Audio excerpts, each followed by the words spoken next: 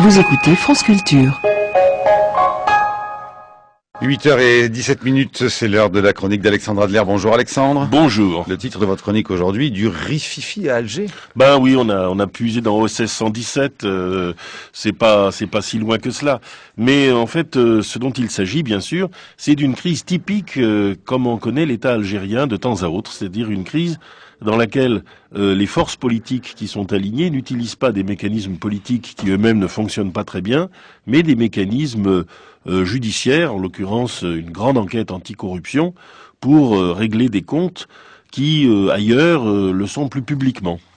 En fait, voilà ce dont il s'agit. Tout d'un coup, nous apprenons que une branche de la DRS, l'ancienne sécurité militaire, a enquêté sur des faits de corruption assez graves et vient de lâcher son verdict. Le principal inculpé, c'est le président de la Sonatrach, la grande société pétrolière d'Algérie, en fait une puissance considérable dans l'État algérien, Mohamed Meziane. Il y a aussi parmi tous les autres cas de corruption relevés par la sécurité militaire, celui de Bouguera Soltani, qui, ancien ministre de la pêche, pratiquait, lui, le trafic de thon rouge pêché de manière illicite. Ce qui est intéressant, c'est que Bouguera Soltani est l'ancien président du mouvement de la Société pour la paix, ex-Hamas, enfin bref, des islamistes ralliés au pouvoir. Et d'ailleurs, on prétend que le président des frères musulmans algériens sera lui aussi bientôt inculpé s'il ne l'est pas déjà. Alors, bien sûr, la question qui est posée, c'est de quoi s'agit-il? Abdelaziz Bouteflika fait contre mauvais temps bonne humeur et déclare qu'il est à l'origine de l'ensemble des inculpations actuelles. C'est lui qui, on invoque des déclarations qu'il a faites il y a des années, aurait décidé cette opération main propre pendant qu'il en est encore temps. On verra si son frère lui-même inculpé, auquel cas cette déclaration apparaîtrait un peu comme ce que les Anglais appellent whistling in the dark, siffler dans l'obscurité. La vérité, c'est que avec Mohamed Meziane, c'est un grand personnage du régime qui est atteint, et indirectement son patron, Chekib Khelil, qui longtemps combina les deux casquettes de président de la Sonatrach et de ministre de l'énergie. Aujourd'hui, il est ministre de l'énergie et c'est son adjoint qui est président de la Sonatrach.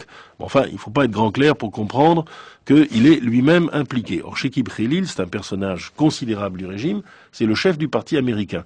Car longtemps ingénieur des pétroles, il a travaillé à Texaco avant de revenir diriger, restructurer cette société et lui donner un parfum plus américain que soviétique. D'ailleurs, il est à l'origine d'une tentative de privatisation qui aurait fait de Meziane précisément un président de société comme Monsieur Prolio.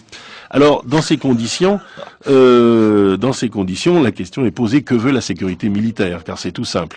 Il s'agit du colonel Médienne et de ses amis qui ont frappé ici un grand coup de torpille sur l'ensemble du système politique. Alors, Médienne et les chefs de l'armée étaient d'accord pour laisser Bouteflika depuis toujours finir son mandat, en disant: nous n'avons pas de meilleur candidat, nous n'avons pas d'autre homme, il faut faire avec lui. Mais ils avaient mis leurs conditions. Le départ du Premier ministre, lui-même très proche des islamistes, Ben Khadem, lequel est maintenant replié sur les hauteurs du FLN, l'un des deux partis uniques au pouvoir. Ça ne suffit pas sans doute aujourd'hui à Tioufik, le chef des services secrets, et aux militaires qui ont décidé que, certes, Bouteflika était président, mais que par contre, il ne validait pas son entourage. Autrement dit, c'est un exemple parfait de ce que Gramsci avait appelé autrefois le parlementarisme noir. Quand on supprime le parlementarisme, comme quand on supprime le marché, il y a un marché noir, il y a un parlementarisme noir. Ici, c'est l'opposition laïque, derrière le Premier ministre Ouaya, qui est aussi l'homme des militaires, qui vient de frapper un grand coup contre l'alliance avec les islamistes modérés de Bouteflika et la garantie américaine dont ils ne veulent pas davantage. C'est donc une très bonne nouvelle pour la France. Vous écoutez France Culture.